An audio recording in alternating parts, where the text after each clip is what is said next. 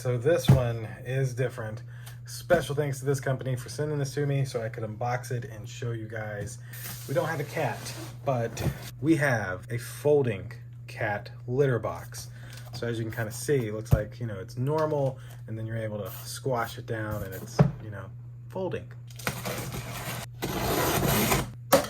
Opening a litter box, something I never planned to buy because I ain't ever gonna have a cat.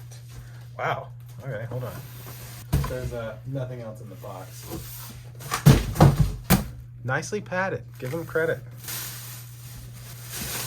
So this is the whole thing. What is this for? Oh, I guess for like scents or something maybe? All right, so let's do this. Oh, whoa. All right. So, I take it we gotta take these off. All right, so now we're gonna remove this portion, which can be used to place cat litter scoop or garbage bags. Nice. All right, and so here is the entire litter box together. Zeppy's checking it out. It does look like a cat in the front, and they can just get right in. I still have the stuff in there, but very nice. Got a handle, nice and comfortable. Not too heavy either. It doesn't weigh a lot.